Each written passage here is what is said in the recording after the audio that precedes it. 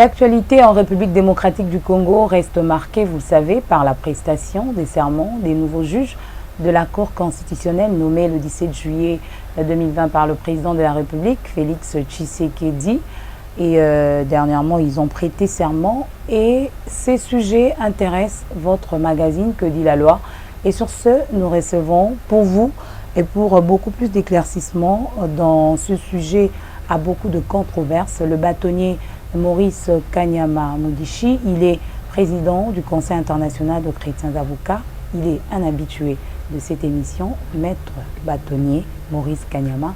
Bienvenue. Je vous remercie. Voilà, je le disais tantôt, le président de la République a pris part, ou les juges de la Cour constitutionnelle ont prêté serment devant le président de la République. D'entrée de jeu, quelle est votre impression après toutes ces controverses? Finalement, l'acte a été pris. Oui, il ne pouvait pas en être autrement. Il ne pouvait que procéder de cette manière pour prêter serment conformément aux dispositions constitutionnelles et même de la loi organique sur la Cour constitutionnelle. Cela permettrait de mettre fin à un hiatus qui s'était créé après la démission du président de la Cour constitutionnelle ainsi que la promotion des deux juges vers une autre institution judiciaire qu'est la Cour de cassation. Au nombre de 6, le règlement intérieur ne permet pas à ce que la Cour puisse régulièrement fonctionner et donc il fallait combler ce vide et cela l'a été. Voilà. Alors la controverse, il faut le dire, c'est d'abord autour de la nomination de ces 3 membres de la Cour constitutionnelle, ce qui avait déjà impacté sur la cérémonie de la prestation de serment.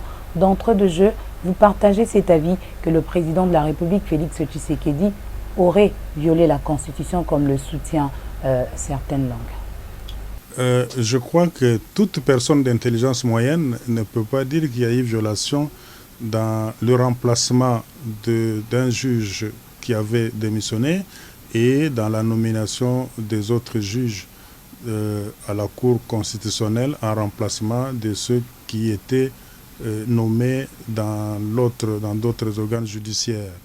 Le rôle du juge dans notre pays est « me voici, envoie-moi ».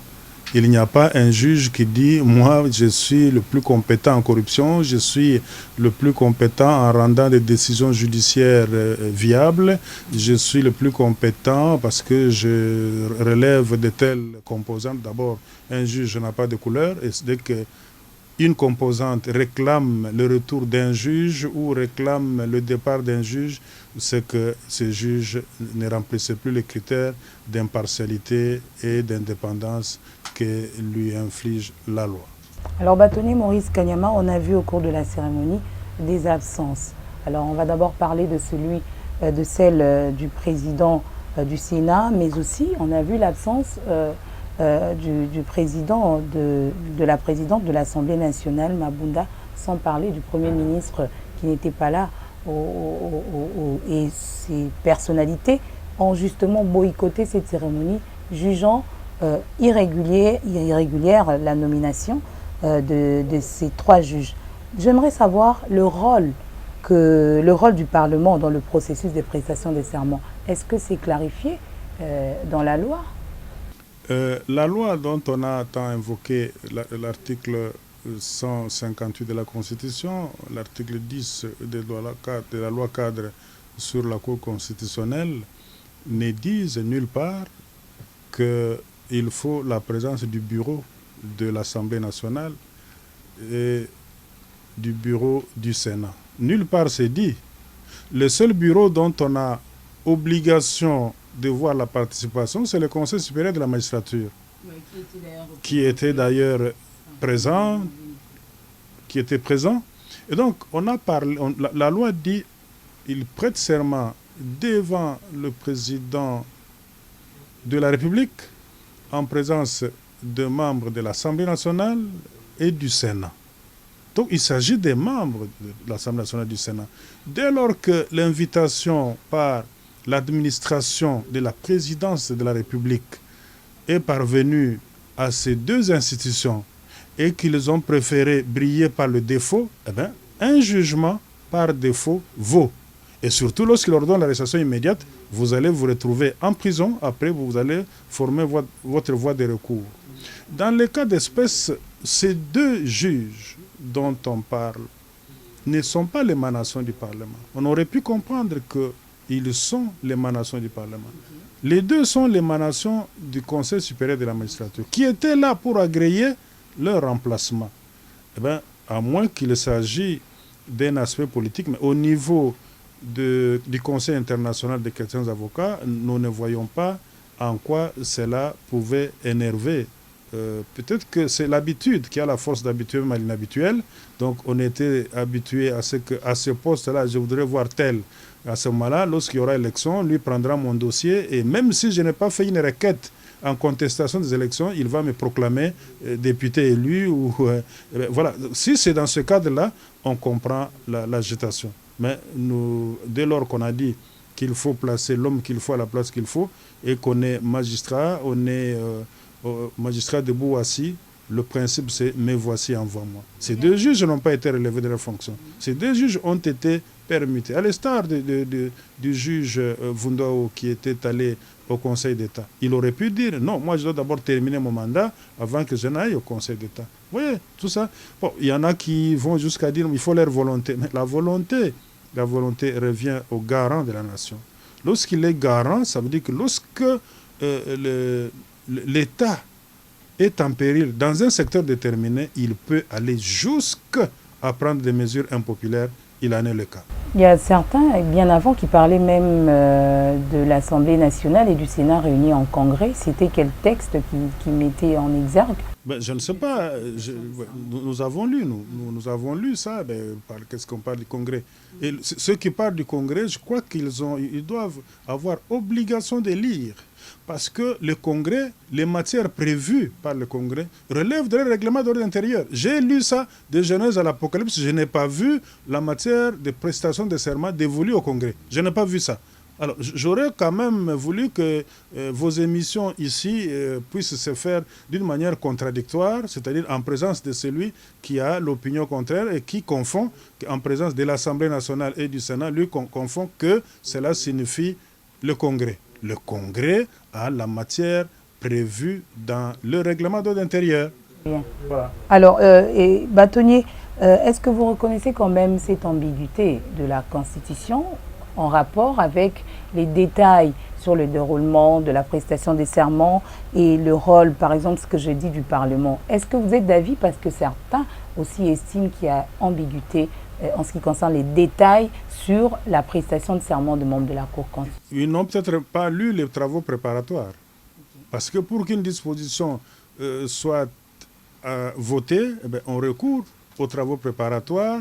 Et j'ai lu ces travaux préparatoires, ça ne dégage aucune ambiguïté. Mais dans l'esprit de certains, ils croient que ce qu'ils pensent, c'est ce qui doit être, alors que la loi émane justement de travaux préparatoires qui justifient la raison pour laquelle telle ou telle disposition avait été prise. Et pour qu'une loi effectivement soit prise de ce genre, c'est une loi constitutionnelle, on tient compte de plusieurs facteurs, de l'état social, des facteurs politiques, des facteurs économiques et consorts. À ce temps-là, d'1+4, il en était ainsi. Nous arrivons en 2011, il y a eu la modification de la Constitution sur mesure pour pouvoir certainement favoriser tel ou tel à l'élection présidentielle, sénatoriale ou à l'élection de l'Assemblée nationale ou provinciale. Mais vous savez, une loi est impersonnelle. La loi a un caractère rigide, transcendantal et donc sanctionnatrice. Donc vous avez élaboré une loi souple, mais vous avez oublié son caractère sanctionnateur. Aujourd'hui, c'est elle-même la loi qui sanctionne, d'où prestation de serment régulièrement organisée.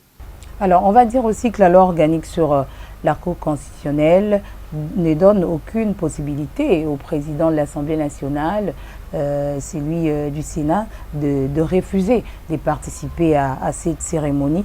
Mais qu'est-ce qui peut arriver après, justement? Mais ce sont les humeurs. S'ils n'ont pas participé, c'est vous qui me le dites, mais moi j'étais en train de regarder la télévision de Lomami où je me trouvais. Eh ben, je regardais la télévision, j'ai cru voir, évidemment c'est un problème aussi lié à l'endroit où nous étions, j'ai cru voir que les deux présidents étaient présents. Sauf si je me suis trompé de figure, mais s'ils n'étaient pas là, c'est un droit. Il n'était pas là. Il y avait le premier vice-président du Sénat, Sami Badibanga, qui était là, et le vice-ministre de la Justice, qui ont justement accueilli le chef de l'État. Ah, mais merci pour vous qui étiez sur le terrain, mais je crois que là, c'était tout simplement un problème d'humeur. C'était un problème d'homme. Ce n'était pas un problème d'État. Ce n'était même pas un problème d'institution. C'était tout simplement un problème d'homme. Parce que lorsqu'il y a l'état de nécessité, l'Assemblée nationale et le Sénat pouvaient-ils comprendre que pendant cette période, la Cour constitutionnelle ne soit pas régulièrement organisée? Est-ce que c'est normal? Tout simplement parce que nous voudrions que cette fois-ci, comme le président de la Cour constitutionnelle avait été nommé par le président de la République, le président de la République est une institution, n'est-ce pas? Mais dès lors que c'était dit, il provient du président de la République et que le président de la République a nommé son remplaçant, que ce soit celui qui est en fonction, Félix Antoine Tshisekedi, ou plus tard un autre qui prendrait cette place, soit-il vous, mieux moi, mais nous aurons gardé cette prérogative de désigner unilatéralement nos trois candidats. Alors, Conseil supérieur de la magistrature avait-il désigné? Mais bien sûr, j'ai suivi dans tous les textes, on revient à ça. On revient qu'il avait déjà, d'ailleurs il avait proposé après les élections, après que le procureur général ait demandé des poursuites avérées vis-à-vis de certains magistrats des tribunaux de grande instance ou de tribunaux de paix jusqu'au sommet, que la moralité est douteuse et qu'on essaye de corriger par ça. Mais je crois que le politique, tel que je le sens maintenant, avait dit laisser, c'est là notre source pour être agréé comme étant député à tous égards. On peut parler de la violation de l'article 10 de la loi organique par rapport à ces refus? Bien sûr, j'ai invoqué les dispositions légales qui sont aujourd'hui à la une, c'est 158 de la Constitution et 10 de la loi organique. Il n'y a pas eu violation de la part de l'autorité qui a reçu le serment, mais il y a eu violation de la part de ceux qui ont refusé de prendre part parce que certainement quelqu'un que l'on croyait qu'il doit être là n'était pas là. Alors, Bâtonnier, on va chuter.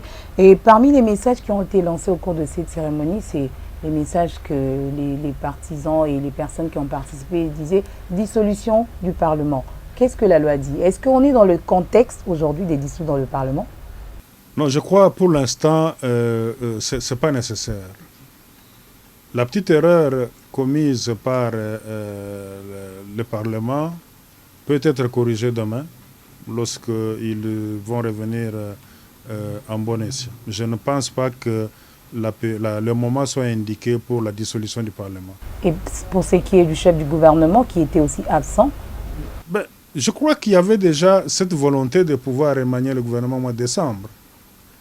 Donc, c'est l'opportunité. Ah, bien sûr, c'est l'opportunité de pouvoir se remanier le gouvernement qui ne travaille pas en cohésion. Vous voyez, c'est malheureux pour certains ministres qui croient qu'ils doivent recevoir les instructions de leur plateforme, c'est-à-dire Cash ou FCC, et non du chef de l'État qui est le garant de la nation.